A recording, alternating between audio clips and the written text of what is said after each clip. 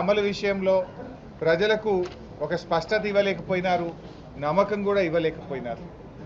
ముఖ్యంగా గౌరవ కేసీఆర్ గారు రైతును రాజు చేసేందుకు కేసీఆర్ గారు ప్రభుత్వం కష్టపడితే కాంగ్రెస్ పార్టీ ఈ ప్రభుత్వం ప్రవేశపెట్టిన బడ్జెట్ అన్నదాతల్ని ఆగం చేసే విధంగా ఉన్నది. ఎన్నికల ప్రచారంలో రైతులకు కాంగ్రెస్ చెప్పిందేమో చాంతాడంత, బడ్జెట్లో ఇచ్చిందేమో చెంచాడంత. రైతు భరోసా ఇస్తామని చెప్పి ఇవాళ రైతులకు బడ్జెట్లో నామమాత్రపు కేటాయింపు ఇచ్చారు. అంకెలు మార్చి ఆంక్షలు పెట్టి అన్నం పెట్టే రైతన్న నోట్లో మట్టి కొట్టే విధంగా ఈ బడ్జెట్ ఉంది. రైతు బంధుకు రామ్ రామ్ బలికేటట్టు, రుణమాఫీకి మొండి చేయి చూపేటట్టు, పంటల బోనస్ బోగస్ అన్నట్లుగా ఈరోజు బడ్జెట్లో కేటాయింపులు ఉన్నాయి.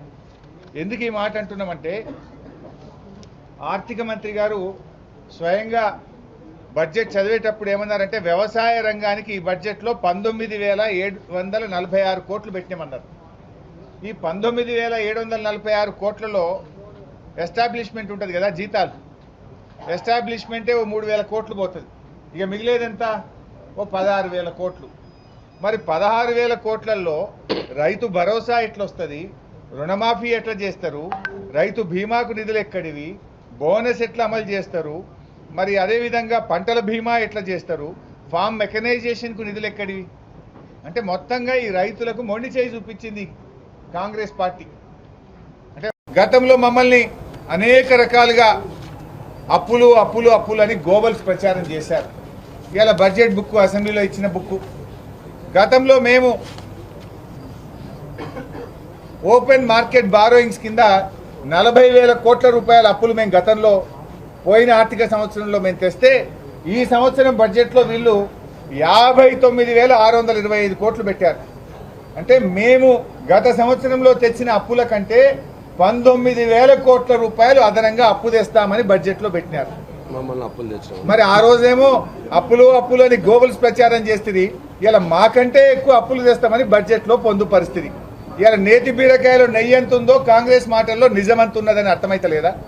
నిజంగా అప్పులు తక్కువ చేయాలంటే మేము గతంలో 40,000 తెచ్చినాం, మీరు 20,000 పెట్టనుంట్రీ, 17,000 పెట్టనుంట్రీ, ఇంకా 19,000 కోట్ల అప్పు ఎక్కువ తెస్తామని చెప్పి ఇలా బడ్జెట్లో పొందుపరిచినటువంటి పరిస్థితి.